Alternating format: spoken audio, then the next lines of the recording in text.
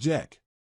She thought she was being sneaky, but what she didn't know was that I had learned about all of this from a colleague of hers who was disgusted by what was happening.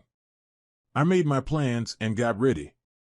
Fortunately, I had time to manage the anger and prepare for what was about to unfold. It would all kick off tonight, right after dinner. Kayla. Tonight, my friend inquired. Yeah, I'm finally going to do it.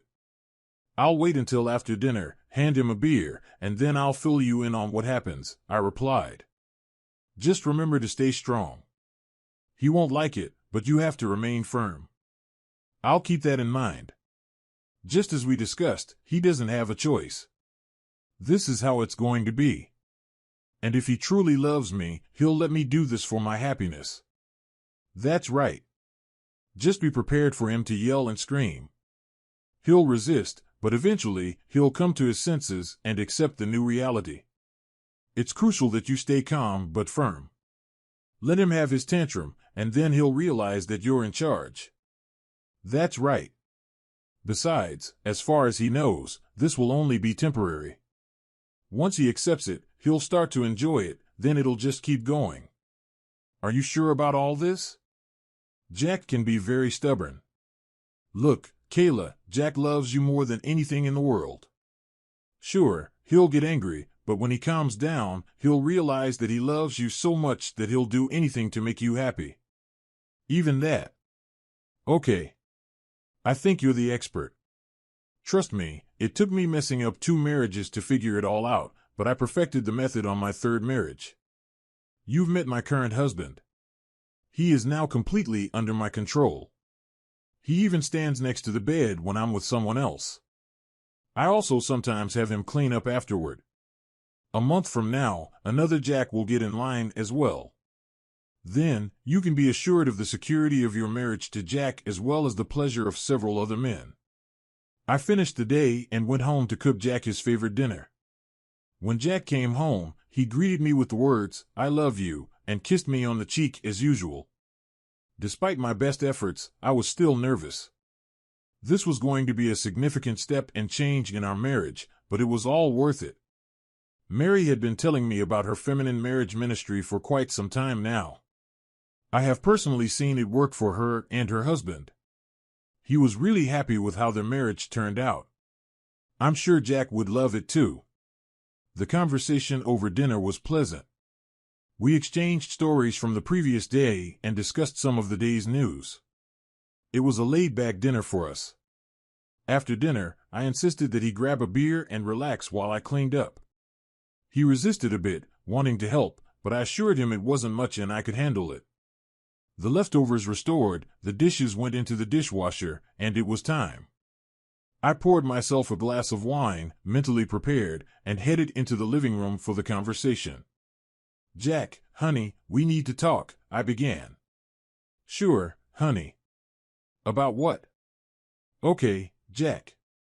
I realize this might be difficult for you to accept right now, but it's something I really need to do. Please keep in mind that this is only temporary, okay? So what do you need? If it's that crucial to your happiness, of course, I'll do what I can. So far, he had handled it well, not even bothered. That's good. We've discussed having kids, and I'm almost ready for that, but there are a couple of other things I need to do first. It should take a couple of months at most, then we can start working on having kids. That's great, baby. So what are those things you need to do? Here it is. I took a deep breath, preparing for the reaction. Well, Jack, I need to explore a bit before settling down completely. It will be temporary, and then I can be the best wife and mother to our children you could dream of. All right, my love? That sounds reasonable so far. But how are you planning to go about it? Wow, he's handling it well. I expected him to freak out. I'll be seeing other men for a while. We'll still make love regularly, but I'll also have lovemaking with other guys to clear my head. Remember, it's only lovemaking with them. You are the only one who has my love. I'll return to you in a couple of months, be your faithful wife again, and then we can start working on having the kids we've planned. Well, Kayla, you don't seem to be asking for my permission, so I assume you've made up your mind. I'd like to go on record saying I'm not in favor of it. If you're asking for permission, I'm not giving it. However, you're a grown woman, so I won't stop you if you think it's necessary. Things were going better than I imagined. He didn't raise his voice, said it conversationally. Mary must be right. Jack will accept the new role I'm preparing him for. So, Kayla, how will this work? Are you moving out, or do you expect me to? Are you bringing them here or going to their place or a hotel? Oh, well, we're both going to keep living here. We're married, and as I said, we'll keep making love. The other guys will just be lovemaking. With you, it will be making love. I may go to them or bring them here. In those cases, you'll have to sleep in the spare bedroom. I don't see the need for a hotel room since we could just stay here. Again, I'm not in favor, but we shouldn't have lovemaking during this. I won't risk catching any STDs. Once you're done, we'll wait until you're tested and cleared. Have fun. Don't worry about me. Well, Jack, can't say I'm not disappointed. I love you and enjoy our lovemaking, but I understand your concern. I'll just have to live with it. That's great, honey. So when do you plan to start your little flings? Well, Mary and I decided to hit a club and meet a couple of guys from work tomorrow night. I'm not sure if it's gonna happen, but I might bring one of them back for the night. Since you're not going to have lovemaking with me while I'm doing it anyway, maybe it would be best if you just move into the spare room for the next couple of months. Okay, Kayla. Don't worry about it. I'll take care of moving in by the time you get home tomorrow night, Jack said before returning to reading the paper. I couldn't believe how mature he was about the whole thing. My heart soared. Sure, he weakly complained and refused lovemaking, but he was completely accepting of everything. He wasn't even the least bit angry. Mary was definitely right. In 2 months, Jack would be under my thumb. Besides, I knew this lack of lovemaking was only temporary. In a week or two, he'd be back in my bed. Then I would just use the vulva wrench to get him to fully embrace his new role as my submissive little hubby. Update. Hi, Mary, it's Kayla. Hey, girl. So how did it go last night? Oh my God, you wouldn't believe how mature Jack was about everything. I expected him to go nuclear, but he didn't even raise his voice. He was just so calm and accepting of it all. Wow, that's great. I told you he'd comply. Do you think you'll be able to convince him to watch tonight? I doubt it. In fact, I don't think I'll even suggest it. He said he'd refuse to have lovemaking with me while I'm with someone else. I'm sure that won't last long. After a week or two of using his hands, knowing he has a beautiful woman by his side, he'll be right back. That could be a lot of fun. Since he refused to touch me, I just went ahead and made him move to the spare room. He's packing his things now. He promised me that he would completely move out of the owner's bedroom before I came home tonight. Ha! I love that. You changed the name from master bedroom to owner's bedroom. I'm going to have to start doing that myself. Oh, definitely. Anyway, I should probably get ready. I'll meet you at the club. Okay, bye-bye. Later that night, Jack had made pretty good progress on boxing up all the stuff from my bedroom. I wasn't sure why he really needed to pack when he could just carry armfuls of stuff down the hall, but he explained that it was better that way. It would be less walking, and he could go through everything and leave the things he really didn't need in boxes to get rid of. I guess that made some sense, but I was too busy getting ready to pay attention. He did say how seductive I looked in my underwear, garter belt, stockings, and 5-inch loafers.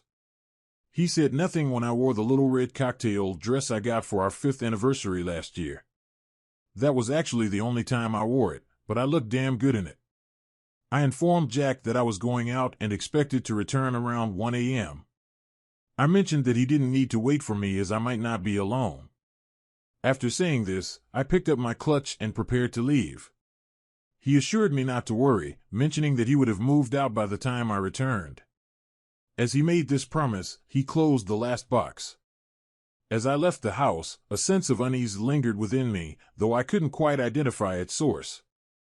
Despite this, I chose to dismiss it, directing my focus towards the anticipated fun and excitement of the night. At the club, I encountered Mary, Larry, and Josh, the account managers known for their attractiveness and reputed endowment, according to Mary and some of the other office girls. While Jack was moderately endowed, the thought of experiencing a considerably larger member intrigued me, with the added expectation that they knew how to use their assets effectively. In the midst of conversation, Mary asked about Jack's move to the spare bedroom when our first order arrived. I confirmed that he had completed packing and assured me of being entirely moved out by the time I returned. Upon sharing this information, Josh questioned if Jack had indeed made such a statement. I affirmed, recalling Jack's words when I mentioned my expected return time. Our group burst into laughter at the remark, and Larry humorously expressed disappointment about Jack having moved out as he was hoping to involve him in a carnal setting. I playfully suggested that perhaps after some persuasion, we could consider such arrangements. In the midst of the banter, I observed that neither Larry nor Josh had extended an invitation to dance. Over the course of several hours, we engaged in dancing and indulged in drinks. I danced with both of them on multiple occasions, particularly during slow songs where we embraced closely, feeling their hardnesses against me. Throughout the night, their hands remained on my backside. Later, Mary and I took a break and went to the ladies' room to discuss the conclusion of the night. We decided the outcome of the ride home through 3 rounds of rock, paper, scissors, resulting in me driving Josh and Mary accompanying Larry. Upon arriving at the house, I led Josh through the front door, noticing that it was dark inside. I assumed Jack had retired to bed by then, reassuring myself that everything was in order. Anyway, we didn't need him watching. I led Josh down the hall to my room. Of course, all of Jack's stuff was gone. Maybe I should reward him by offering him a hand job. There would be something to think about later. Right now, I had other things requiring my attention. It didn't take us long to undress, but Josh wanted me to keep the garter belt and stockings on. I'd lost my thumb a couple of hours ago, unsure if it was Larry's or Josh's. It didn't matter, I made enough money to buy others. The next 2 hours were sheer bliss. We started with the start position, then switched to another one to avoid exhaustion too quickly. We finished that round with cowgirl. After a brief rest, I enjoyed when he spanked my ass while I rode him. Maybe I'll let Jack do it on his birthday or our anniversary, but it wouldn't happen again. I'd save it for my other lovers. We ended up in the shower before going to bed, and again when we woke up the next morning. After that, Josh had to leave for his wife and kids, so I put on my robe and went to get some coffee. I felt a bit let down that Jack hadn't brewed coffee yet, considering it was already past 9 o'clock. Typically, he'd be up for an hour by now. I planned to address it with him later. I mean, would it hurt him to make me coffee and breakfast, especially after I stayed up late? So much for the handiwork I was going to offer him as a reward for moving into the spare bedroom while I was away. After devouring my breakfast bagel, I headed to the shower and got dressed. The warm water did wonders for soothing my sore muscles. Since I had no plans for the day, I opted for my old shorts and a t-shirt. As I was only going to be around Jack, I wore a functional bra and an old pair of regular underwear. Just as I finished tying my hair into a ponytail, the phone rang. "Hey, girlfriend," it was Mary. "Hey, seductive thing. So how was Josh last night?" "He was amazing. It was exactly as I thought it would be." "Speaking of Jack, what was his reaction this morning?" "I don't know. I'm a little angry because he seems to be asleep. I was disappointed that he didn't make me breakfast and coffee this morning. I was thinking of offering him a part-time job for being moved to the spare room, but now I don't think so. Yes, make sure he knows how disappointed you are and what you expect from this moment. Continue to be aggressive with him, but make sure you give him small rewards when he does something good. This will give him incentive to try harder. I'm actually starting to get angry that he still hasn't gotten up. Wait a minute while I get his lazy ass out of bed." I walked down the hall to the spare bedroom and pounded on the door, shouting his name. No response. I tried again, still no answer. Finally, I turned the knob and swung the door open. "Oh crap," I exclaimed. "What's wrong?" Mary asked on the phone. "Jack isn't in the spare bedroom. His clothes aren't even in the closet." "Wait," I said, running through the house. "Crap, his truck is gone, as are all his tools." That little stirring in the back of my head was starting to take shape. "Oh no," I gasped. "What? What is it?" Mary asked. "Jack moved out." Now I understand what he was talking about. He never said he would move his stuff into the spare room, he only said he would move his stuff out of my room. Then he said he would move in before I returned. I thought he meant he would move out of my room, but he meant he would move out of the whole house. Crap, I need to call him and find out where he's gone. No, this is wrong. It sends him a message of weakness. You have to stay strong. Don't contact him. Let him contact you. Trust me.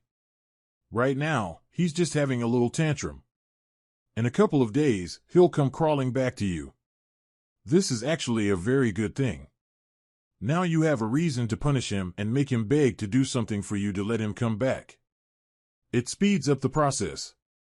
I bet you could even let Josh or Larry knock you up and make Jack raise the baby. Are you sure about that? I'm sure. Look what my husband does for me. Well, I have to admit, you've been right so far. Of course I am. Oh, and Larry wants to meet you in the supply closet at work for an hour on Monday. Can we really get away with that? Sure, at least half the girls are doing it. It's so bad I have to do it on a schedule. I'll email you the meeting time. Just put it down as an appointment somewhere else. Don't worry about it. The boss never goes there, and everyone who needs something there knows to ask me before going to get something.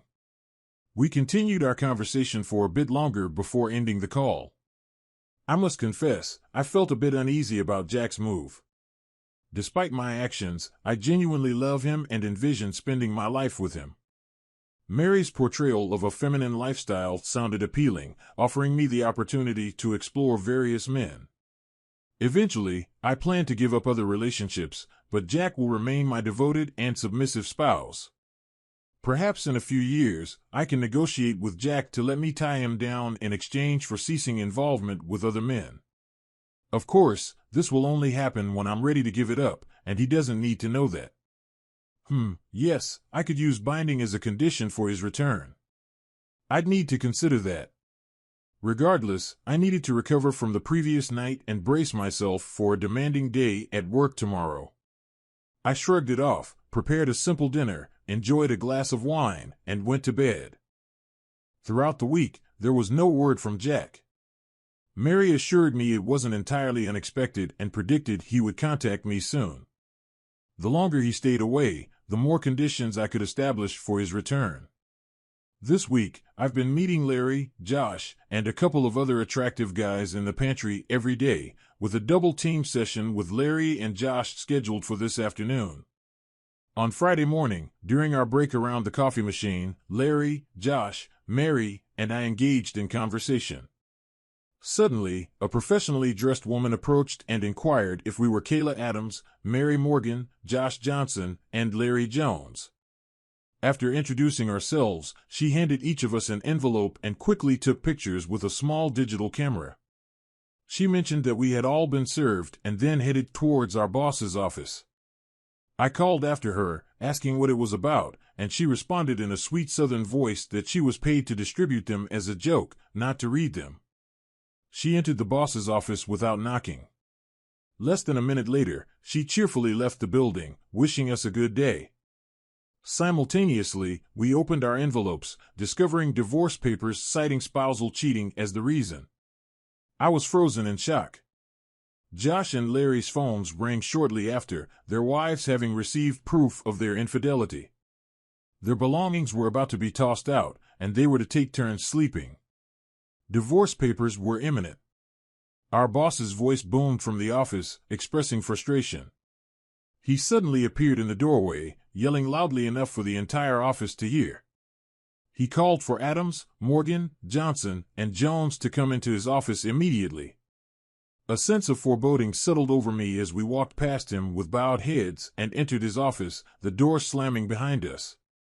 Once inside, he conveyed his discontent, emphasizing that the situation was beyond just bad.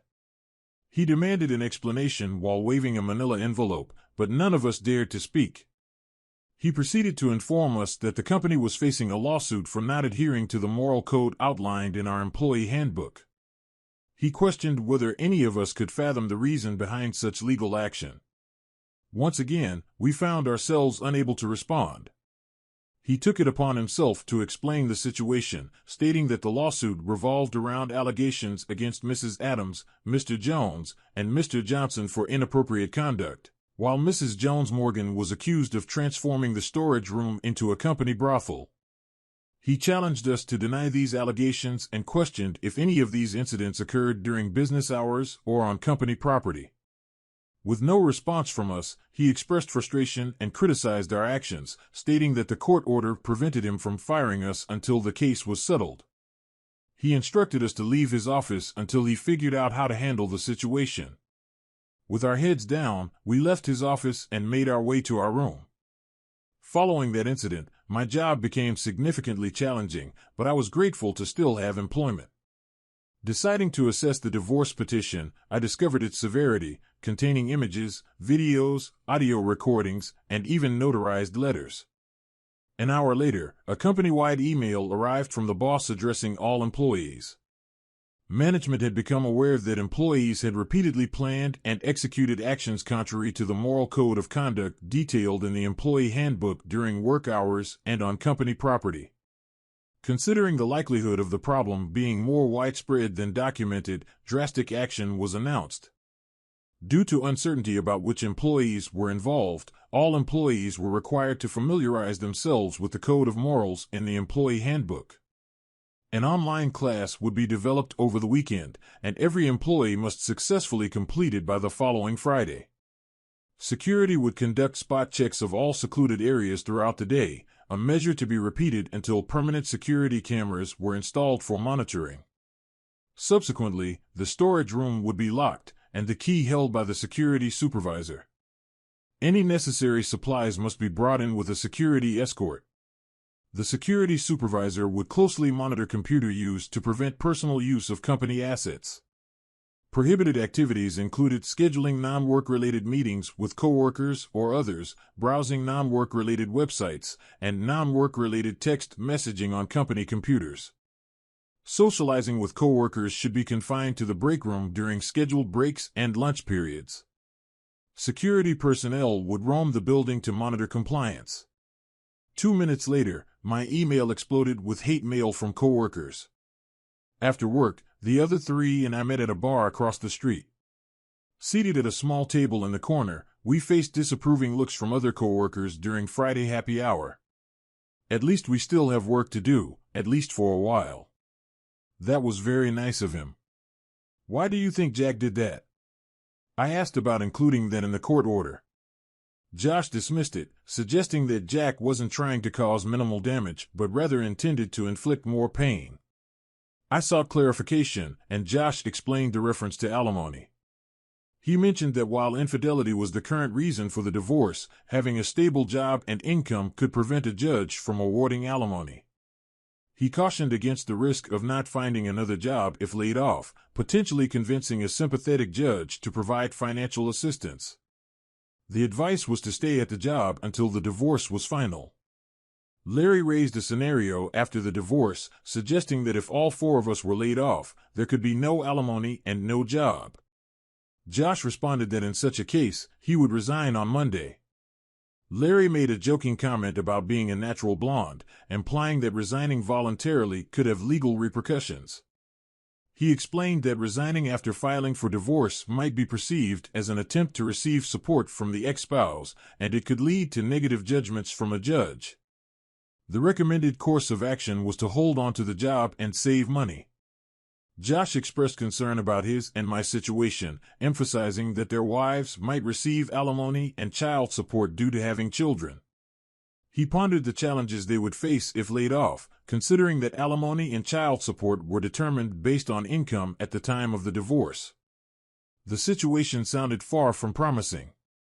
Realizing the potential consequences, I felt the need to talk to Jack and attempt to resolve our issues. Despite wanting to assist my friends, the thought of losing my husband made me reconsider my priorities. In a moment of self-reflection, I questioned my initial intentions and concluded that if I needed to prioritize my marriage over my friendships, I would do whatever it took to save it. I swiftly retrieved my cell phone and encountered a message stating that the number I dialed did not accept calls from my number. Frustrated, I requested Mary's phone, explaining that Jack had blocked my number and I needed to discuss the situation with him.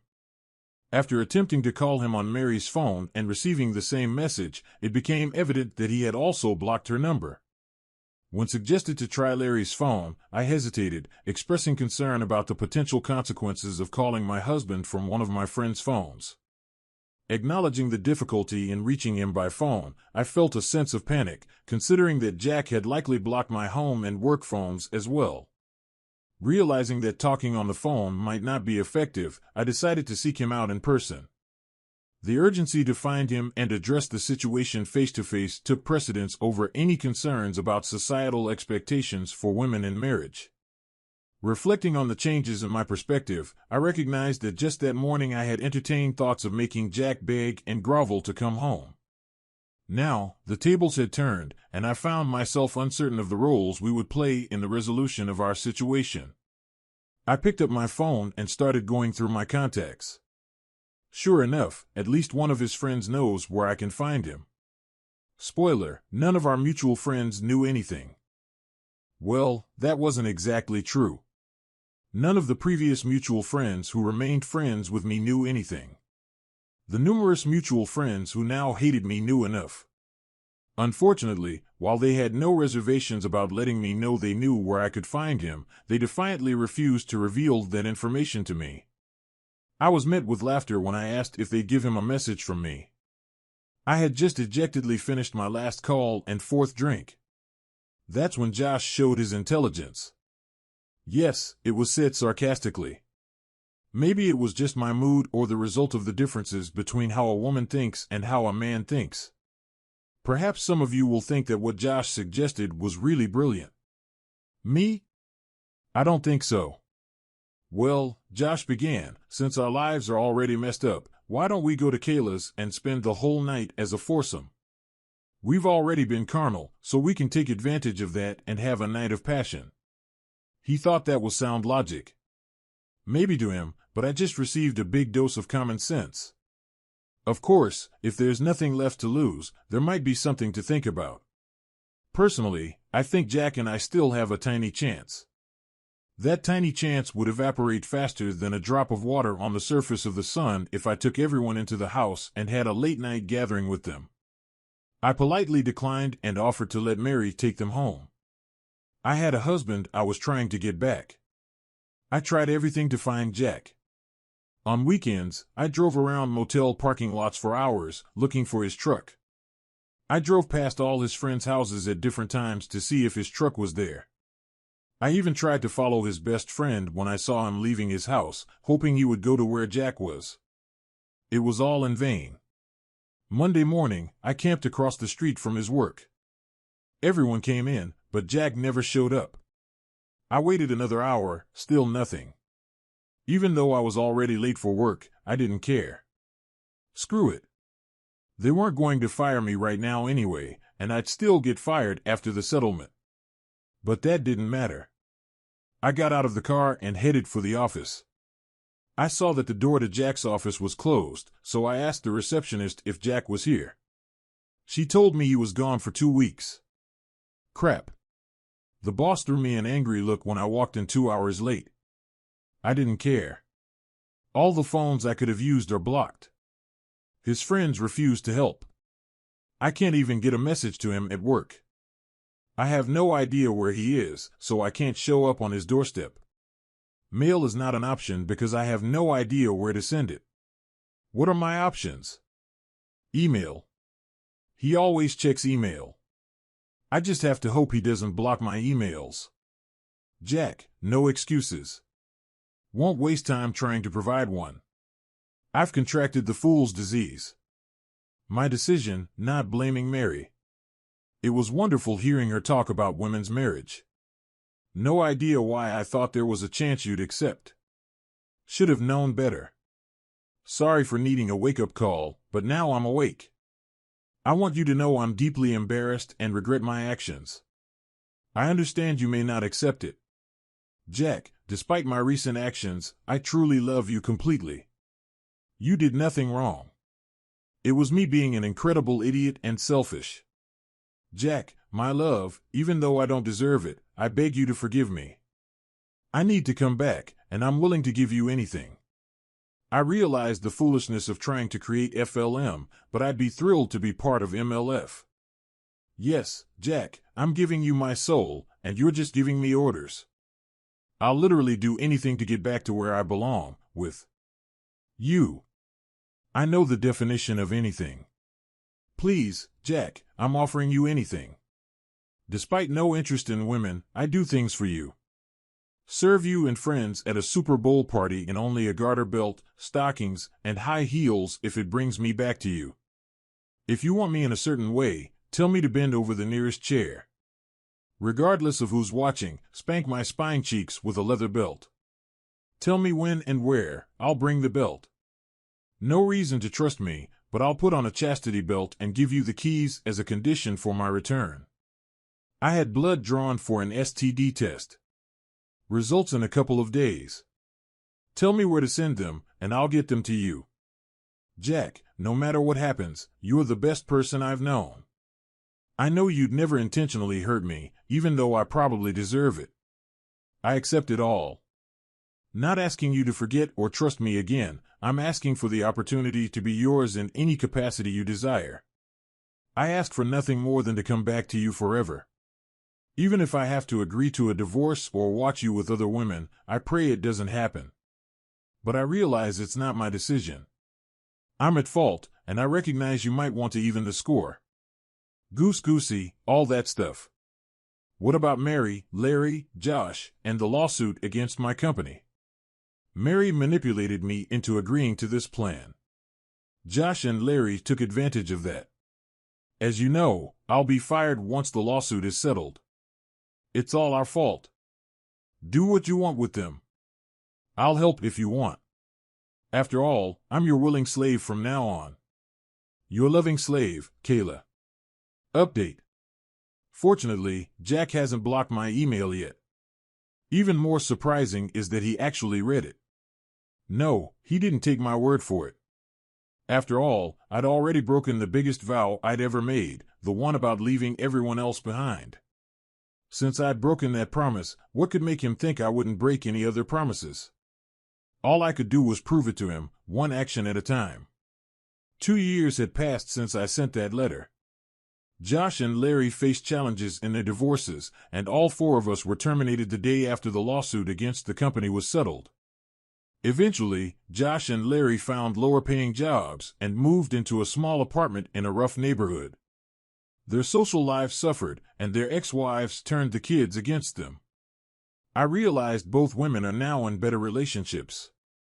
Now, it's my turn. Currently, I'm kneeling undressed beside the bed, wearing a chastity belt while Jack finishes. This is my penance. I detailed all of this in a letter. Yes, Jack wanted to test me to see if I would honor those words. If I want him back, I don't have much choice. It was a tough 6 months, but eventually, he eased up a bit. He still makes me do it sometimes, like now, but it's improved. Now, he only brings other women home once every 2 months. After getting fired, I stopped working. Jack got a promotion, and we managed just fine without my income. I stay home taking care of our 2-year-old twins. I'm undressed most of the time, though Jack recently said I need to start wearing clothes at home soon. The kids are getting old enough that it feels weird otherwise. Right now, I only wear clothes when leaving the house or when we have guests. I still answer the door undressed for deliveries. I underwent laser hair removal, so I have a permanent landing strip over my genitals. This makes it impossible to hide my Jack tattoo on the right side of the band and Jack tattoo on the left side. Every week, Jack updates the 5 red stripes on my buttocks with a leather strap. Right after the 5th stroke, he removes my plug and engages me backfully as I lean over the couch. I'm not perfect. Sometimes there are more stripes on my buttocks or chest when I mess up, but I genuinely enjoy it. Who knew the sting of a strap could cause a bond? Mary? Well, she is still married. True, she got fired as well, but no one anticipated her facing any significant consequences. Her husband seemed entirely submissive to her whims. She'd easily find another job, and life would continue for her. Life isn't always fair, right? Actually, it is. Harold wasn't the submissive loser everyone believed. Once he gathered evidence, he got furious. I thought I had a tough 6 months, but compared to hers, it was a walk in the park. Deciding he had punished her adequately, he served her with divorce papers. While putting Mary through hell, he quietly liquidated all their assets and safeguarded them. He gave her the house after refinancing it and taking all the equity, then vanished. She lost the house, and all the money disappeared. She found another job, but for half the salary she used to earn. She also has a tarnished reputation but is not dating presently. With another month of antibiotics ahead, you might be wondering why I endure this or laughing at my deserved fate. If you're upset because Jack didn't leave me stranded, I thank God every day he didn't. Though I deserved it, I endure it because I can't fathom being without the love of my life. Yes, Jack whips and humiliates me, but he still loves me. He has other women, but never without me. I can leave anytime, and Jack showed me divorce papers where he'd be fair. I declined the offer. He's an excellent father, lover, and husband. I don't need anything else. I got so caught up in the idea of women's marriage that I lost sight of what truly matters. Instead of being content in an equal relationship, I became subservient to my husband. It wasn't intended, but I'm content.